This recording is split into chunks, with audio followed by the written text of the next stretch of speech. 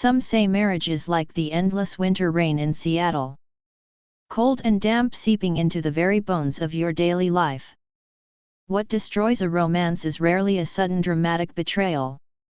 It is the long quiet exhaustion of paying bills and buying groceries. Hello everyone and welcome to our emotional story decoding channel. Before we begin, please take a second to hit the subscribe button. Your support is the biggest motivation for us to keep updating. In her 5th year of marriage, Sarah made a crazy decision. This seemingly absurd choice saved their suffocating relationship. Sarah is 35, living in a crowded working-class suburb. Her husband Mike is a year older, working as an auto mechanic. They met back in college during those pure and reckless years. Mike used to ride a beat-up but perfectly polished motorcycle. Back then their love was as simple as a warm cup of coffee. On weekends he would take her riding along the rocky coast, sharing cheap fries at a diner and watching the sunset fade, promising to hold on to each other for the rest of their lives. After graduation they naturally walked into the hall of marriage. To build a safe shelter in this incredibly expensive country, they took on a heavy 30-year mortgage for a fixer-upper. In their 2nd year of marriage they welcomed a beautiful daughter. From that moment the scales of their life tipped completely. The cost of baby formula and ridiculously high daycare fees, plus the monthly mortgage payments that drained their bank accounts, pressed down on their shoulders like 3 massive mountains. Mike started taking every single overtime shift he could find, spending 10 hours a day in a garage smelling of motor oil. When he got home he was always too exhausted to speak a word. Sarah was a lower-level accountant at a local corporate office, facing endless spreadsheets and financial reports every single day, then rushing through crazy traffic to pick up their daughter. The couple found their daily schedules completely out of sync. When Sarah left the house at dawn, Mike was still dead asleep. When he came home covered in grease late in the evening, Sarah had already put the kid to bed and fallen out cold. They slept in the exact same bed but felt oceans apart. Their only communication became sticky notes on the fridge. "Pay the heating bill today or buy crayons for the kid." These dry words became the entire dialogue of their marriage. Life was reduced to cold survival without a trace of romance. Sarah thought this was the ultimate fate of all married couples. They stopped arguing and even stopped complaining about each other, because they simply had no energy or time left to fight. Until one freezing rainy November night in the Pacific Northwest, all the suppressed emotions finally reached the breaking point. Sarah had to work late to balance the complicated year-end books. It was past 11 when she walked out of the office building. The harsh winter wind and icy rain hit her right in the face. She opened her old umbrella but the frame suddenly snapped. She walked miserably to the empty bus stop in the freezing storm. The window reflection showed her pale, exhausted and lifeless face. The fine lines and dull eyes pierced deeply into her heart. She stopped by a convenience store to grab a cheap microwave dinner. The cashier's mechanical greeting sounded incredibly empty and lonely. She pushed the front door open to a dark and dead silent house. She took off her wet coat and put on her slippers quietly, terrified of waking her husband who had heavy labor the next day. She sat in the dim kitchen eating the cold frozen dinner. Tears suddenly fell uncontrollably into her tasteless food. She got up to pour a glass of hot water for her freezing stomach. But passing the hallway she saw the umbrella Mike had fixed. He had carefully wrapped the broken frame with black duct tape. Next to it was a rough yellow sticky note with his handwriting. "Fixed it for you, it will rain tomorrow, don't forget to take it." Looking at those words, Sarah leaned against the wall and wept. They were both trying so hard in their own ways for this family. He dragged his broken body to fix his wife's torn umbrella. She held her breath, walking just to let him sleep a bit longer. But their hearts were drifting further away in this silent sacrifice. No hugs, no kisses, no moments of deep affectionate eye contact. Could a dead-water marriage like this really survive much longer? In that moment a fear surge surged through Sarah's heart. She refused to be this lifeless, desperate suburban housewife anymore. She refused to let their past love be buried alive by daily chores. She knew if she did not take the initiative to break this deadlock, their marriage would eventually die in this suffocating silence. The next weekend Sarah dropped their daughter off at her mom's place. When Mike woke up at noon he was confused by the empty house. Sarah sat on the sofa, took a deep breath and looked into his eyes. She pulled out the bank book holding their tiny hard-earned savings. Money originally meant to replace their broken washing machine. The one that sounded like a jet engine every time it spun. Sarah looked at her husband and spoke clearly word by word. "We are not buying that washing machine, we will make do with it. We are taking this money to buy a used vintage motorcycle today." Mike froze, his eyes filled with deep shock and total confusion. "We have so many bills, why buy a bike when we have a car?"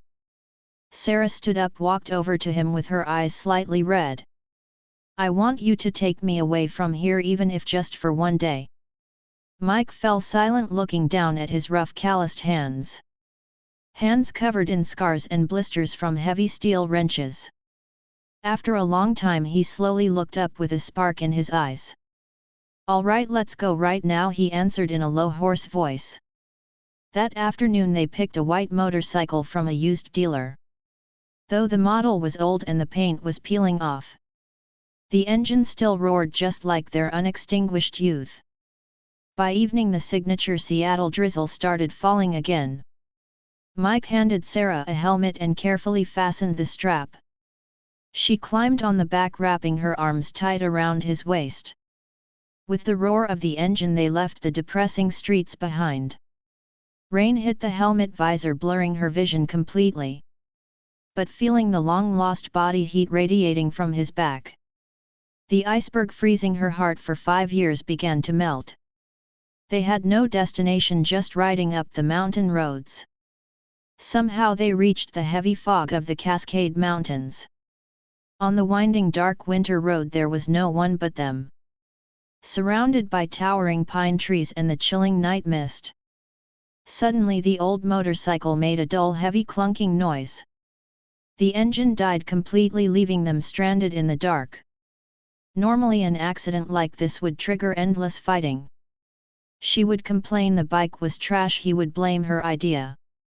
But in that moment, looking at each other in the dark, they smiled. Mike grabbed his tools and turned on his phone flashlight. Sarah stood beside him holding that duct-taped old umbrella. Under the shaky light he expertly checked the messy wiring.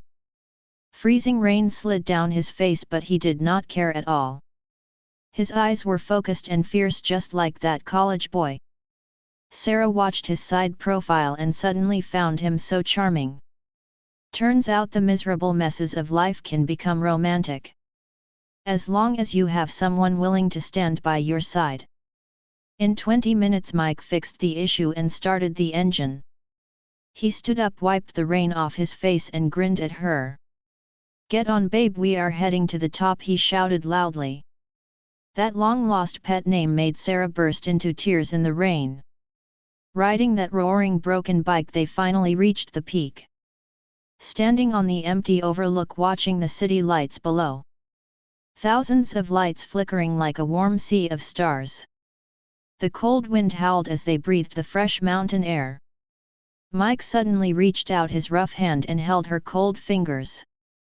His palm was white and warm, carrying a comforting strength. They said no sweet words, just holding hands in absolute silence. Looking at the city that trapped them but also held their dreams. In that moment all the grievances and exhaustion vanished in the wind. They finally found themselves lost in the grind of daily life. And found the couple who loved each other so deeply years ago.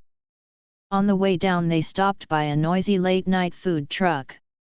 They stood under an awning sharing a hot greasy cheeseburger. The savory smell filling the damp cold midnight atmosphere.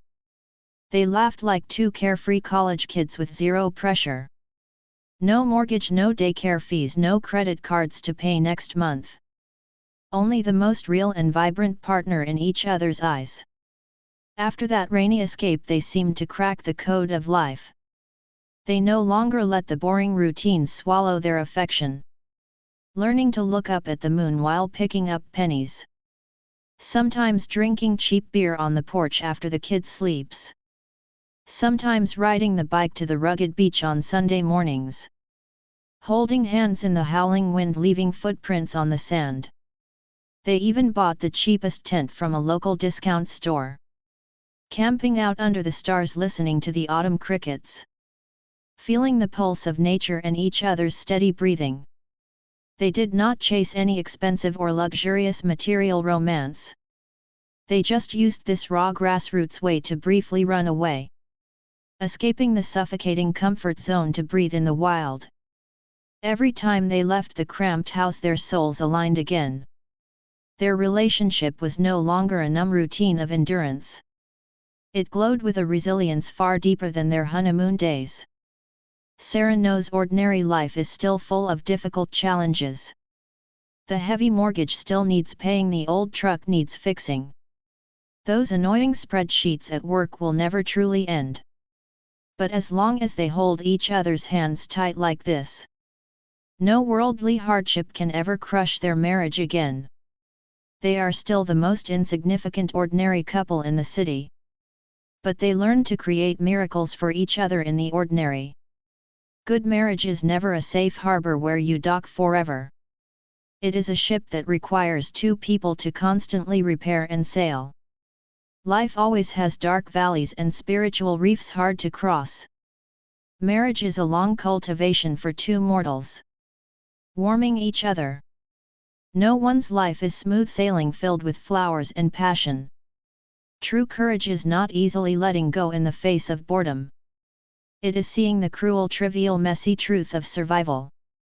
And still being willing to hold hands and find a sliver of light.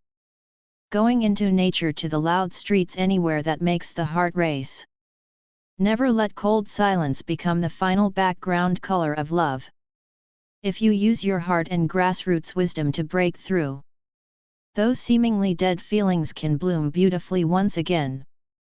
If you are in a similar trap or looking for a way out of the dark, please leave your precious thoughts and stories in the comments. See you next time and wish you all a reborn happy marriage.